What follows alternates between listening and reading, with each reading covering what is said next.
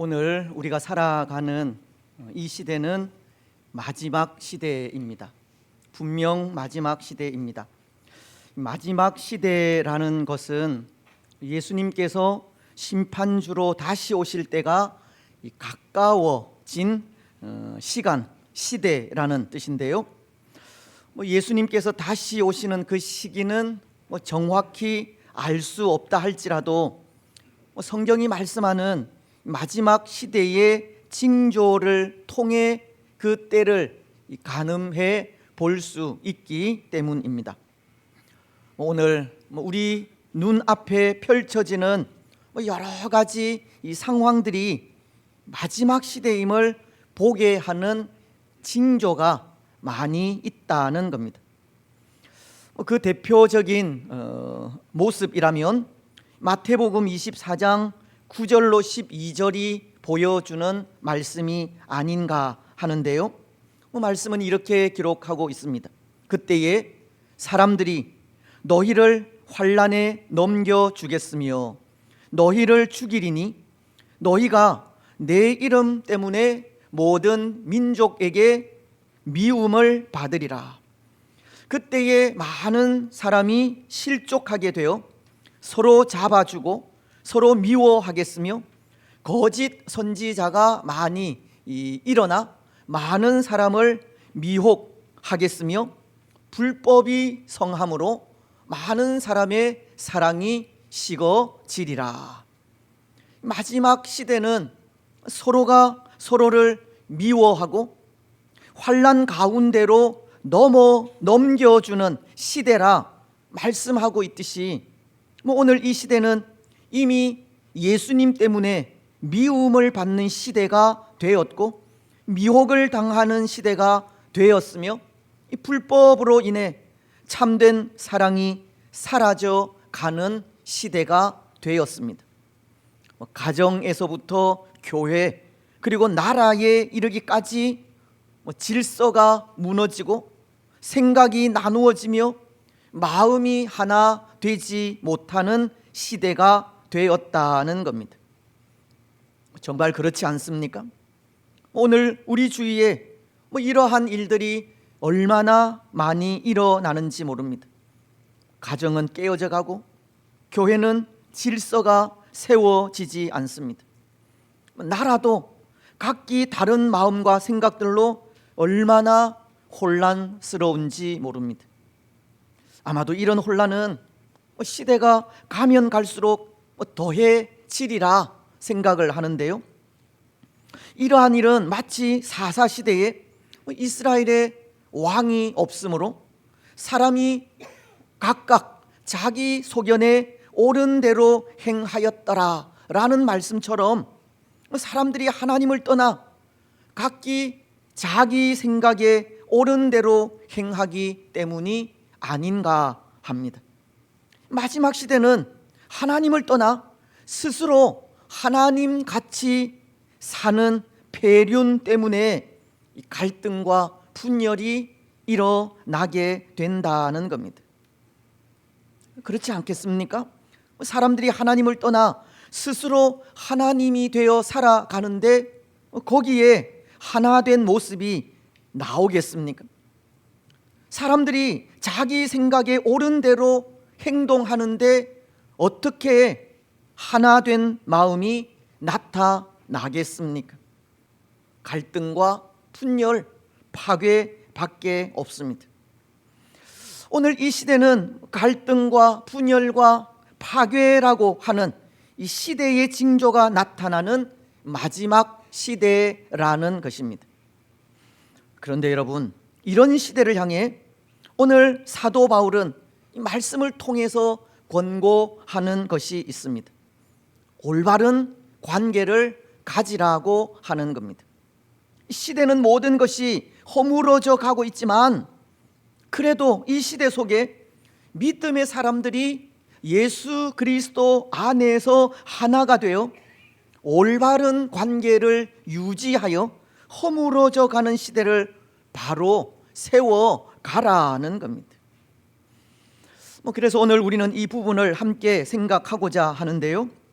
특히 바울은 여기 관계라는 것을 크게 세 부분으로 나누어 말씀하고 있습니다. 먼저 그 첫 번째는 12절로 13절을 통해 교회 지도자들과의 관계를 말씀하고 있고, 두 번째는 14절과 15절로 성도 간의 관계를 말씀하고 있으며, 마지막 세 번째는 16절로 22절을 통해 이 성령 충만한 삶의 모습으로 하나님과의 관계를 어떻게 해야 할지 말씀하고 있는 겁니다. 오늘 우리는 그 세 가지 중 이 첫 번째와 이 두 번째 관계에 대해 생각을 하려고 합니다. 먼저 그 첫 번째 관계, 여러분 누구와 누구와의 관계입니까? 교회 지도자들과 이 성도들 간의 관계입니다. 오늘 12절과 13절은 이렇게 말씀하고 있습니다. 형제들아, 우리가 너희에게 구하노니 너희 가운데서 수고하고 주 안에서 너희를 다스리며 권하는 자들을 너희가 알고 그들의 역사로 말미암아 사랑 안에서 가장 귀히 여기며 너희끼리 화목하라. 말씀은 너희 안에서 수고하고 주 안에서 너희를 다스리며 권하는 자들이라고 하는데요, 여기 수고하고 다스리며 권하는 자들은 동일한 직분의 사람으로 당시 그 일을 교회 지도자들이 담당하였습니다. 그 직분이 말씀을 전하는 장로로서의 직분이든 아니면 감독자로서 교회를 다스리는 직분이든 이 교회의 영적인 지도자들을 말한다는 겁니다. 근데 바울은 그들과의 관계를 말씀하면서 그들 지도자들을 대하는 이 자세에 대한 말씀을 하고 있는 겁니다. 그것을 세 가지로 말씀하고 있는데요, 먼저는 그들의 수고와 봉사를 알아주라고 권면합니다. 형제들아, 우리가 너희에게 구하노니 너희 가운데서 수고하고 주 안에서 너희를 다스리며 권하는 자들을 너희가 알고. 근데 여기 이 알아주라고 하는 말은 단순히 그들이 행하는 그 사역을 보고 아는 것으로만 그치라는 말이 아닙니다. 그 속에는 흠모하고 이 존경하라는 뜻이 포함이 되어 있습니다. 바울은 영적 지도자들의 수고와 봉사에 그 마음을 알아주고 나아가서는 흠모하고 존경하라고 한 것입니다.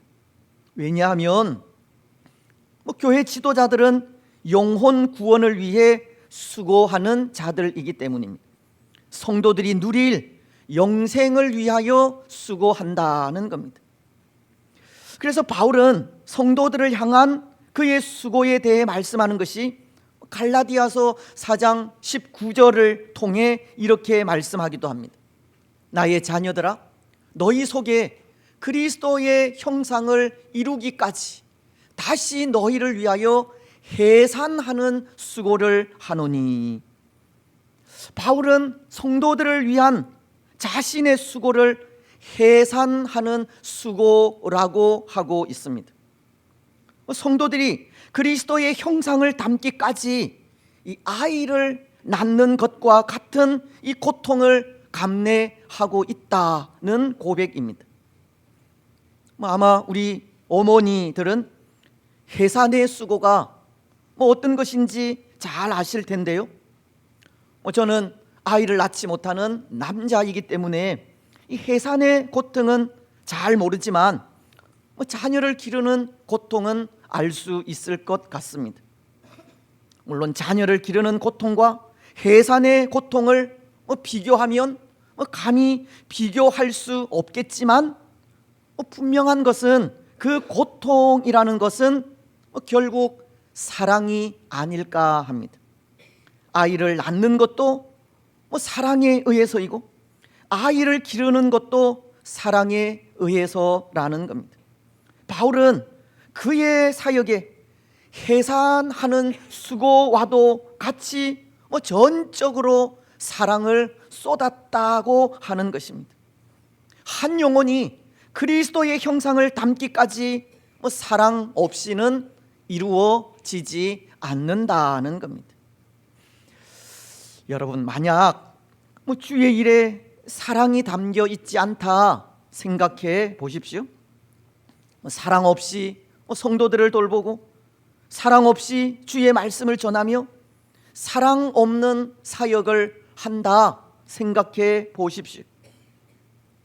사랑 없이 행하는 일의 그 결과가 어떻게 나타나겠습니까? 그것은 그만큼 역사하는 힘이 적을 수밖에 없는 겁니다. 수고의 열매가 풍성하게 나타나지 않습니다. 그러한 곳에 속해 있는 성도들은 영적인 성장을 이룰 수가 없습니다. 때로 경건의 모양이 아무 소용이 없듯이 사랑 없이 수고하는 일도 경건의 모양만 가진 것과도 똑같은 겁니다. 아무 소용이 없다는 뜻입니다. 물론 사도 바울은 빌립보서 1장 18절을 통해 자신을 시기하며 복음을 전하는 자들을 바라보면서 그러면 무엇이냐? 거칠애로 하나 참으로 하나 무슨 방도로 하든지 전파되는 것은 그리스도니 이로써 나는 기뻐하고 또한 기뻐하리라. 때로 사랑 없이 행하는 그 일에도 바울은 기뻐한다고 하고 있지만 사랑 없는 말씀 전파와 사랑 없는 기도, 사랑 없는 수고와 봉사는 한 영혼을 살리는 것이 아니라 죽이는 일이 될 수도 있는 겁니다. 그래서 한 선교사님은 그런 말씀을 하기도 하셨다고 하는데요, 선교지를 위해 기도나 헌금을 할 때 사랑의 마음 없이는 하지 말라는 말입니다. 그것은 선교 지역을 죽이는 일과도 같은 일이라는 겁니다. 그렇습니다. 사랑 없이 전하는 말씀, 사랑 없는 기도, 사랑 없는 수고와 봉사는 아무런 의미가 없습니다. 그래서 바울은 자신을 비롯한 교회 지도자들이 하나님의 사랑으로 성도들을 돌보는 수고를 하고 있음을 전하면서 그들의 그 수고를 알아주라고 한 것입니다. 흠모하고 존경하라고 한 것입니다. 사랑하는 여러분, 오늘 우리 역시도 교회를 위해 사랑으로 수고하는 분들의 그 수고를 알아주시기 바랍니다.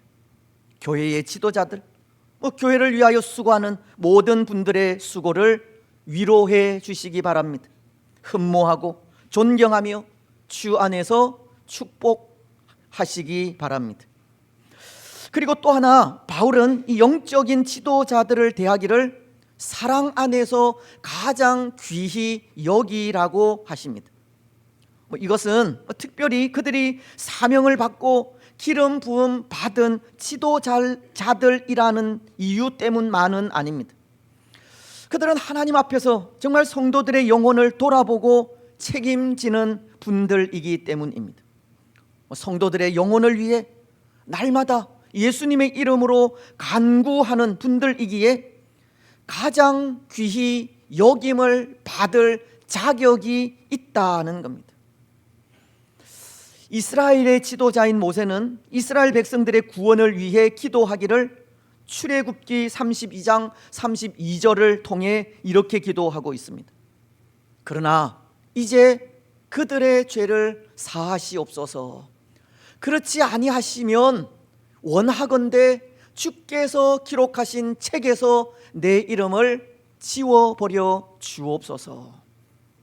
모세는 이스라엘 백성들을 위해 기도하기를 그 백성들의 죄를 용서하시고, 만약 그렇지 않으면 차라리 자신을 버려달라고 백성들을 향한 무한한 책임을 나타내고 있었습니다.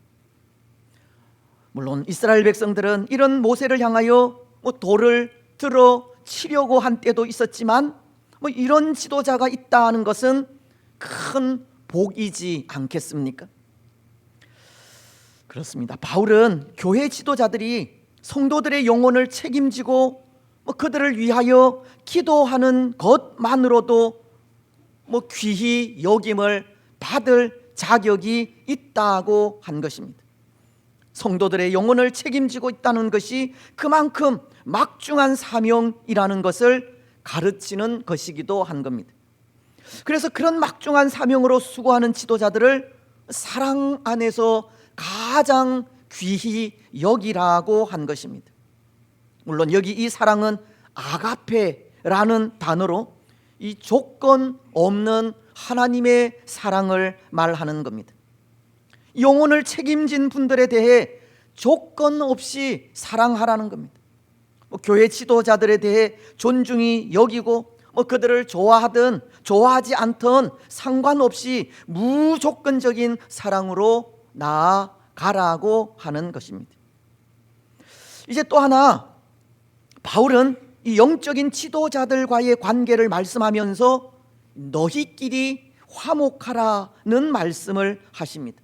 13절은 이렇게 말씀하기 때문입니다. 주 안에서 너희를 다스리는 자를 너희가 알고 사랑 안에서 가장 귀히 여기며 너희끼리 화목하라. 근데 바울이 영적 지도자들에 대해 그들의 수고를 알아주고 사랑 안에서 가장 귀히 여기라는 말씀을 하시면서 너희끼리 화목하라는 말씀을 하신다면 어떤 의미로 이 말씀을 하신 것이겠습니까? 어쩌면 이 말씀은 교회 지도자들과는 이 상관없는, 관계없이 성도들 간의 화평을 말씀하는 것 같기도 한데요, 무엇을 의미하겠느냐는 겁니다. 이 말씀의 의미는 이 말씀을 가르치는 자들의 그 영적인 가르침에 순종하라는 의미로, 이 말씀에 순종 없이 화목이 이루어질 수 없다는 뜻입니다. 말씀 없는 평화, 말씀 없는 화목, 말씀 없는 하나됨은 없다는 것을 가르치는 겁니다. 여러분, 사실 오늘 이 땅 위에서 일어나는 수많은 분쟁들, 싸움의 원인이 그것이지 않습니까? 서로 다른 마음으로 인한 싸움이라는 겁니다. 하나 되지 못한 마음에서 싸움이 생기고 하나 되지 못한 모습에서 갈등이 오게 되며 하나 되지 못한 생각들로 분열이 생기게 됩니다. 하지만 반면에 성경은 성도인 우리에게 하나 되기를 가르치면서 성령과 주의 말씀으로 하나 되기를 가르치고 있습니다. 에베소서를 보면 4장 3절을 통해 평안에 매는 줄로 성령이 하나 되게 하신 것을 힘써 지키라고 하시면서 성령으로 하나 되기를 원하고 있고, 요한복음은 17장 6절로 19절을 통해서 하나 되기를 원하시면서 17절은 이렇게 말씀하고 있습니다. 그들을 진리로 거룩하게 하옵소서. 아버지의 말씀은 진리니이다. 성도들에게 진리이신 하나님의 말씀 안에서 하나가 되기를 원하고 있는 겁니다. 교회 공동체가 하나 되면은 다른 그 어떠한 것보다 오직 주의 말씀과 성령으로 하나가 될 수 있다는 겁니다. 여러분, 참된 평화, 참된 화목, 참된 하나됨은 하나님의 말씀으로 이루어집니다. 증거되는 말씀으로 하나 될 수 있고, 선포되는 말씀에 온전히 순종함으로 화평을 누릴 수 있습니다. 때로 말씀이 없는 곳은 마치 사사시대처럼 자기 생각에 옳은 대로 살아가는 곳과도 같아서 자신만의 생각을 주장하고 외치다 다툼과 싸움을 피할 수가 없는 겁니다. 분열과 갈등이 있는 곳은 말씀이 없는 곳이고, 그래서 말씀이 하나로 묶을 수 있다는 겁니다. 자신의 생각에 옳은 대로가 아니라 말씀에 순종함으로 하나 될 수 있는 겁니다. 사랑하는 여러분, 하나님의 말씀이 교회 공동체를 하나로 묶습니다. 말씀에 순종할 때 평화가 옵니다. 오늘 우리는 증거되는 말씀에 귀를 기울이시고 선포되는 말씀에 순종하시기 바랍니다. 주의 가르침과 말씀에 순종함으로 모든 이들과 화평을 이루시기 바랍니다. 그렇습니다. 여러분, 이것이 교회 지도자들과의 관계에 있어서 이 바울이 가르친 이 가르침의 말씀입니다. 이제 두 번째, 바울은 이 성도들 간의 관계를 언급하고 있는데요, 이제 14절과 15절은 이렇게 말씀을 하고 있습니다. 우리 이 말씀 함께 읽겠습니다. 시작. 또 형제들아, 너희를 권면하노니 게으른 자들을 권계하며 마음이 약한 자들을 격려하고 힘이 없는 자들을 붙들어 주며 모든 사람에 대해 오래 참으라. 삼가 누가 누구에게든지 악으로 악을 갚지 말게 하고 서로 대하든지 모든 사람을 대하든지 항상 선을 따르라. 바울은 이 성도들 간의 관계에 있어서 또 형제들아 너희를 권면하노니 라고 하면서 이 성도들 간에 어떤 모습이 올바른 관계를 유지하게 하는지를 말씀하고 있는 것인데요, 성도들을 게으른 자, 마음이 약한 자, 힘이 없는 자, 또 누구에게든지라고 네 부분으로 나누어 그들과의 관계를 말씀하고 있습니다. 먼저 성도들 중에 이 게으른 자들에 대해서는 권계하라는 말씀을 하고 있습니다. 여기 게으른 자, 어떤 자겠습니까? 마치 군기를 지키지 않는 병사들과도 같이 질서 없이 제 멋대로 행하고 나태하며 자신의 임무를 소홀히 하는 자들을 일컫는 말입니다. 그들에 대해서는 권계하라고 하였습니다. 훈계하라는 의미입니다. 다시 말씀을 드리면 책망하라는 겁니다. 나태하고 성실하지 못한 모습으로 질서를 흐트리고 어지럽히며 말씀에 순종하지 않는 자들, 그들은 꾸짖으라는 겁니다. 그래서 질서를 지키고 교회의 일원으로서 말씀에 순종하여 충성스러운 하나님의 사람으로 살아갈 수 있도록 하라고 하는 것입니다. 사실 오늘날은 그렇지 않습니까? 교회 내에 이런 권계가 적절하게 사용되지 않을 때가 많습니다. 때로 사랑이라는 이름으로 용서를 한다든지, 때로 한 영혼이 귀하다는 이유로 권고와 징계를 하지 못할 때가 많다는 겁니다. 교회 내에는 이런 권면과 징계가 적절하게 사용되어야 강하고 성숙한 교회로 자라가게 되지만 여러 가지 이유로 인해서 그렇지 못한 경우가 많은 겁니다.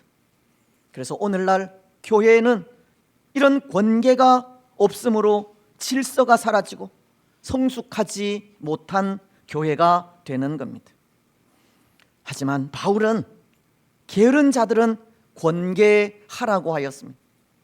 교회의 질서를 어지럽히고 말씀에 순종하지 않으며 맡겨주신 일에 성실하지 않는 자들은 책망하라는 겁니다. 꾸짖으라는 겁니다. 권명과 징계가 적절하게 사용될 때 교회는 올바르게 성장할 수 있기 때문입니다. 모르겠습니다. 오늘 우리에게 영적으로 나태하고 게으르다고 질서를 어지럽힌다고 꾸짖고 징계한다고 할 때 그것에 순종하고 받아들일 사람이 얼마나 되겠습니까? 세상은 넓고 교회는 많다라는 말을 하면서 교회를 떠나는 사람들이 많지 않겠습니까? 그렇습니다. 여러분, 사랑으로 돌보는 것도 반드시 필요합니다. 하지만 잘못된 일에 대해서는 채찍도 잊어서는 안 됩니다. 교회의 올바른 성장과 성도들의 성숙한 신앙을 위해서입니다. 오늘 우리는 우리가 게으르고 나태할 때, 질서를 어지럽힐 때 권면과 징계가 필요하다는 것도 아시기 바랍니다. 이제 두 번째, 바울은 마음이 연약한 자들은 격려하라고 합니다. 마음이 연약한 자들이라는 것은 구원의 확신이 부족하고 심판에 대해 이 두려움을 가진 자들을 말하는 것인데요, 그런 사람들에게 필요한 것은 격려라는 겁니다. 용기가 필요하고 위로와 힘이 필요하다는 겁니다. 확신 있는 말로 힘을 주어야 한다는 겁니다.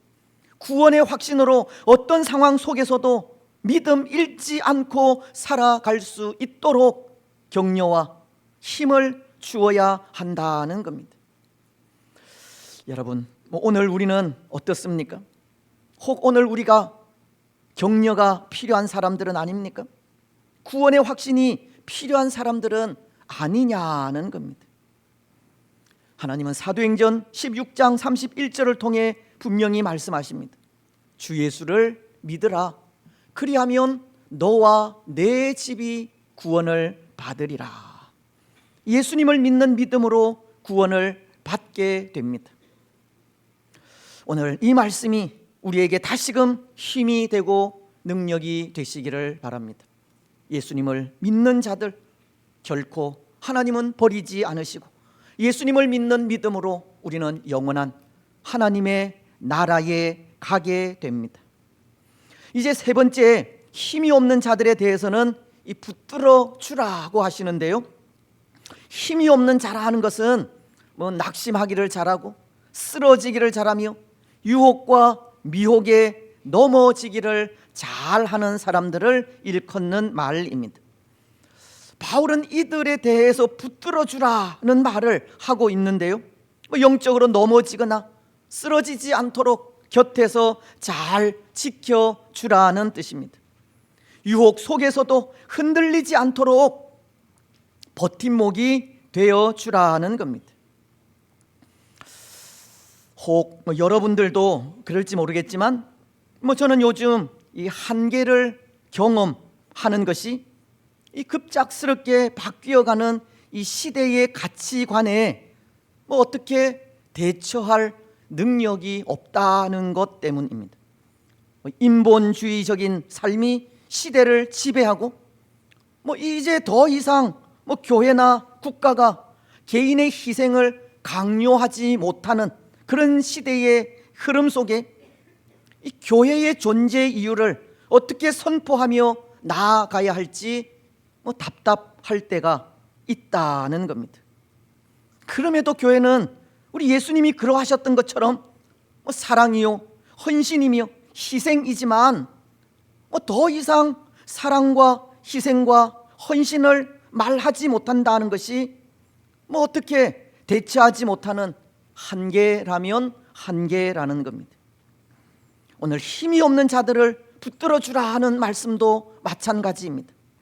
희생과 헌신 없이는 힘이 없는 자들의 버팀목이 되어 줄 수 없습니다. 연약한 자들을 지배하고 무너뜨리려고 하는 자들 안에 들어가 싸우지 않으면 그들을 지킬 수 없다는 겁니다. 오늘 예수님께서 피로 값주고 사신 교회를 지키기 위해서는 그 어떠한 고통도 감수해야 하지만 그렇게 하지 않는다면 교회를 지켜갈 수가 없는 겁니다. 힘이 없는 자들을 붙들어 주거나 힘이 될 수 없다는 겁니다. 사랑하는 여러분, 교회는 사랑의 공동체입니다. 우리 개개인의 희생과 헌신 없이는 참된 교회 되게 하지 않습니다. 오늘 유혹이 많고 낙심하기 쉬운 이 시대에 우리 서로가 함께 싸워가지 않으면 결코 교회를 지켜갈 수 없는 겁니다. 힘이 없는 자들을 붙들어 줄 수가 없습니다. 오늘 우리는 힘이 없는 자들의 든든한 버팀목이 되고 힘이 되기 위해서는 희생과 헌신의 삶이 있어야 한다는 겁니다. 여러분, 오늘 우리는 희생과 헌신을 통해서 교회를 지켜가시기 바랍니다. 잘 넘어지고 쓰러지고 미혹당하기 쉬운 성도들을 곁에서 잘 지켜주시기 바랍니다. 이제 마지막 바울은 이 성도들 간의 관계를 말씀하면서 누구에게든지 항상 선을 행하라고 합니다. 성도들 간의 관계엔 사랑이 필요하다는 뜻입니다. 15절은 이렇게 말씀하시지 않습니까? 삼가 누가 누구에게든지 악으로 악을 갚지 말게 하고 서로 대하든지 모든 사람을 대하든지 항상 선을 따르라. 때로 성도들 간의 관계가 뒤틀리는 경우도 생기지 않습니까? 요즘은 가족 간에도 그런 일들이 많듯이 성도 간의 관계도 다분히 그럴 수 있습니다. 하지만 그럼에도 사랑으로 인내하고 선을 베풀라는 것입니다. 베드로 사도도 이런 말씀을 하셨습니다. 베드로전서 3장 8절로 9절을 통해서입니다. 마지막으로 말하노니 너희가 다 마음을 같이하여 동정하며 형제를 사랑하며 불쌍히 여기며 겸손하며 악을 악으로 욕을 욕으로 갚지 말고 도리어 복을 빌라. 이를 위하여 너희가 부르심을 받았으니 이는 복을 이어받게 하려 하심이라. 사람들을 대할 때 악을 악으로 욕을 욕으로 갚지 말고 복을 빌라고 하셨습니다. 때로 관계가 좋지 않을 때 그렇게 하기가 참으로 힘들고 어렵지만 인내하면서 사랑을 쫓고 인내하면서 선을 따르는 일이 성도들 간의 아름다운 관계를 유지하는 일이라는 것입니다. 사랑하는 여러분, 말씀이 가르치는 대로 악이 아니라 선으로, 미움이 아니라 사랑으로 성도 간의 화목을 이루어 가시기 바랍니다. 인내하면서 끊임없이 사랑을 전하시기 바랍니다. 그래서 사랑과 선을 통해 성도들 간의 올바른 관계를 누리며 살아가시기 바랍니다. 이제 말씀을 맺겠습니다. 사랑하는 여러분, 오늘 이 시대는 갈등과 분열 그리고 파괴라는 시대적 징조가 나타나는 마지막 시대입니다. 우리 사회는 이미 윤리와 도덕이 무너지고 질서마저 허물어져 있습니다. 어쩌면 이미 고칠 수 없는 영적인 병이 들었는지도 모르겠습니다. 하지만 그럼에도 교회는 세상의 마지막 보루가 되어야 합니다. 허물어져 가는 세상 속에 믿음으로 살아가는 삶을 통해 이 시대의 버팀목이 되어야 한다는 겁니다. 오늘 이 시대는 이미 예수님 때문에 미움을 받는 시대가 되었고 미혹을 당하는 시대가 되었으며 불법으로 인해 참된 사랑이 사라져가는 시대가 되었지만 교회로서 말씀에 순종하는 순종의 삶을 통해서 그럼에도 세상의 빛과 소금의 삶을 살아가야 한다는 것입니다. 특히 오늘 우리는 이 마지막 시대에 그리스도 안에서 올바르게 누리는 관계를 통해 이 세상에 소망을 주는 교회가 되었으면 좋겠습니다. 먼저 교회를 위해 수고하는 분들에게는 그 수고를 알아주고 사랑 안에서 가장 귀히 여기며 그 영적인 가르침에 순종함으로 하나 되어 가시기 바랍니다. 그리고 성도들 간에는 사랑과 희생과 헌신으로 서로를 격려하고 위로하며 돌아보시기 바랍니다. 혹 낙심하거나 넘어진 성도들이 있다면 다시금 일어날 수 있도록 힘이 되어 주시기 바랍니다. 그래서 그러한 관계를 통해서 하나님의 자랑이 되고 이 마지막 시대 믿음으로 살아가는 일에 힘을 얻고 용기를 얻는 복된 성도들이 되시기를 주님의 이름으로 축복합니다.